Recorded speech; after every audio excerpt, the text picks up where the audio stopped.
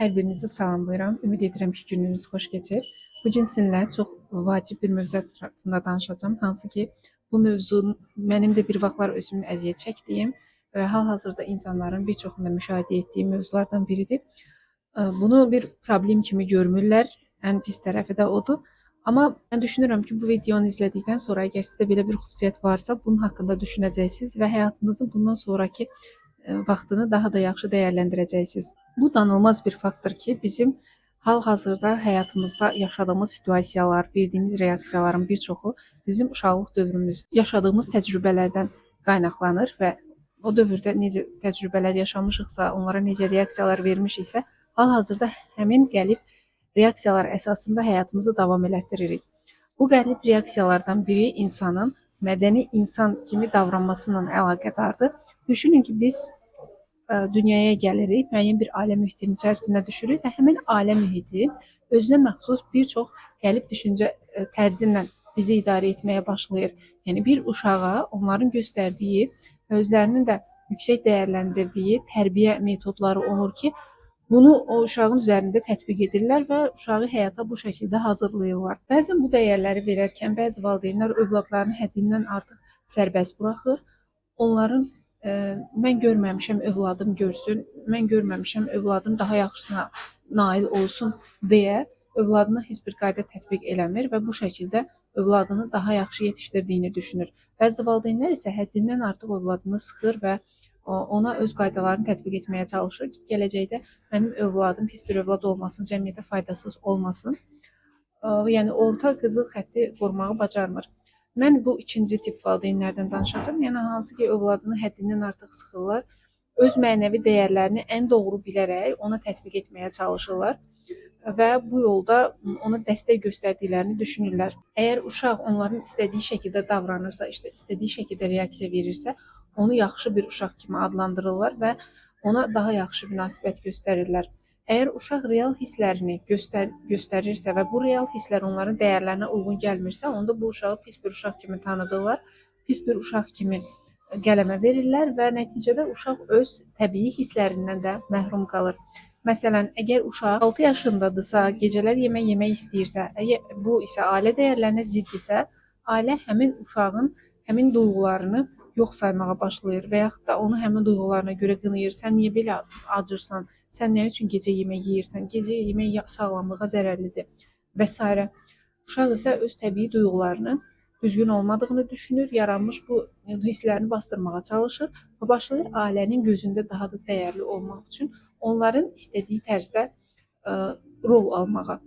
Bunu mən sadə bir nümunə üzərindən çəkdim, amma siz düşünə bilərsiniz, insan həyatının hər bir sahəsində müəyyən rollara bürünür, başqa kimliklərə bürünür və bununla həyatını idarə edir.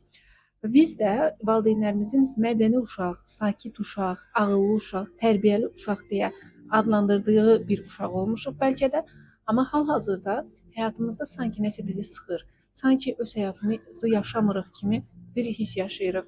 Və nə yazıq ki, bu şəkildə tərbiyə olunan insanların çoxu özlərini mədəni bir insan kimi təqdim edir. Onların özlərinə məxsus çox dərin dəyərləri olur və bu dəyərlərə zidd olan insanları belə qınamağa açıq olurlar.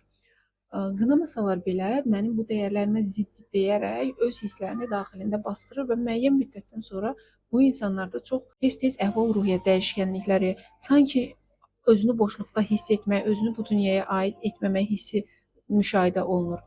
Bunu şəxsi təcrübəmdən deyirəm. Mən də əvvəllər elə bir insan olmuşam. Mədəni insan kimi görünmək, mən mədəni olmalıyam, mən öz hisslərimi bastırmalıyam, mən heç kimə yox deyə bilmərəm, mən kiməsə yox desəm, bu mənim mədəni göstəricimin aşağı olduğunu göstərə bilər. Bütün bunlarla bir müddət həyatımı davam elətdirdim və bir müddətdən sonra gördüm, həddindən çox yoruluram, sanki öz istədiyim həyatı yaşamıram, sanki başqaları məni idarə edir, özümü bu dünyaya aid hiss eləmirəm. Bu kimi əlamətləri müşahidə etdim. Bir müddətdən sonra araşdırmağa başladım. Həqiqətən mənim etdiklərim nədir, nə üçün mən özümü belə hiss edirəm? Bir müddətdən sonra isə artıq fərqinə varmağa başladım ki, mənə öyrədilmiş dəyərlər, mənə öyrədilmiş qəliblər içərisində həyatımı davam elətdirirəm. Mən burada deməyə çalışmıram ki, insan bütün dəyərlərini alt-üst etməlidir. Bütün dəyərlərini alt-üst edərək yenidən özünə dəyər yaratmalıdır. Bu da təbii ki, bəzi filosofların fikridir. Məsələn, Friedrich Nietzsche belə düşünürdü ki, insan öz dəyərlərini özü yaratmalıdır. Yəni ona yüklənmiş bütün dəyərlərdən xilas olaraq yenidən özü üçün dəyər yaratmalı və həyatını bunun üzərində qurmalıdır. Bu fikirlə müəyyən qədər razıyam, amma mən düşünürəm ki, biz öz dəyərlərimizi istəsək belə sıfırdan yarada bilmərik. Yəni bizə yüklənmiş müəyyən bir sistem var. Həmin sistemin bir parçasıyıq və bu sistemin içərisində nələrisə özümüz üçün dəyişə bilərik və maksimal səviyyədə özümüzə uyğun tərzdə və özümüzün əlimizdən gəldiyi qədər özümüzü dəyişməyə çalışmalıyıq. Əgər sənin özünə məxsus bir düşüncə tərzin varsa, misal üçün düşünürsənsə ki, insan səhər yerindən oyananda birinci yatağını toplamalıdır, səliqəyə salmalıdır. Bir bunu sorğula. Bunu sən necə öyrənmisən? Nə üçün belə düşünürsən? Nə üçün yatağını səhərlər yuxudan oyanan kimi toplamayan insanlara sən əsəbi olursan? Bunu sorğulamağa başlayanda insan başa düşür ki, əslində onun dəyərləri keçmişdə qazandığı təcrübələrdən gəlir. Bəlkə də o onun heç şəxsi dəyərlərini etibar eləmir. Və yavaş-yavaş buna alışdıqca insan həmin o dəyərləri dəyişdikcə yeni dəyərlər yaranmağa başlayır və yeni dəyərlərin içərisində insan özü olduğunu hiss edir. Yəni sən özünə məxsus bir dəyər yaratmısan və həmin o dəyərlərə tabe olaraq həyatını davam elətdirirsən. Mənim bir fərdi danışanım olub 40 yaşında və həmin şəxs heç vaxt toyda oynamayıb. Səbəbini mən soruşanda dedi ki, mənim xarakterim budur, mənim xarakterimə oynamaq uyğun deyil. Təbii ki, ilk başlarda bunu mən qəbul etdim. Onunla bu mövzuda ümumiyyətlə danışmadım.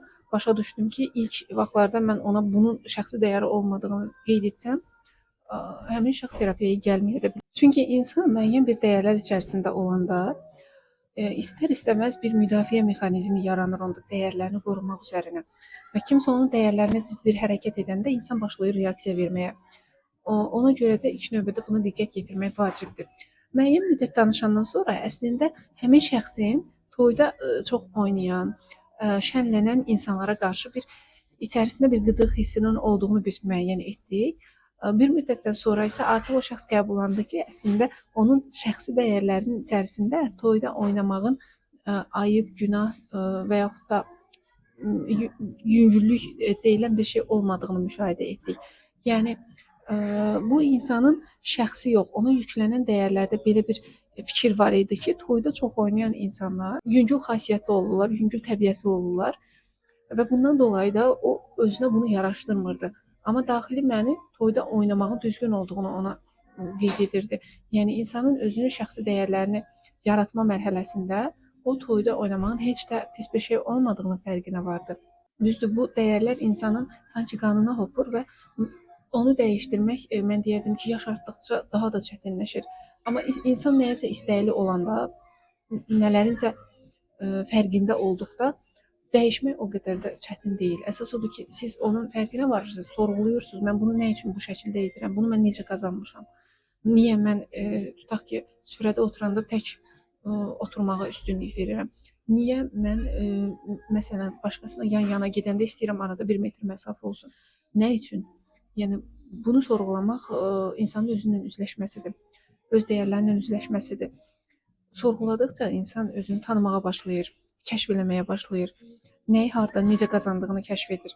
Yəni düşünün ki, siz bir maşınsınız və yolun kənarından hər dəfə məkana çatana qədər bir şey götürürsüz. O maşının içərisi fərqli-fərqli əşyalarla dolur, heç biri də sizə aid deyil.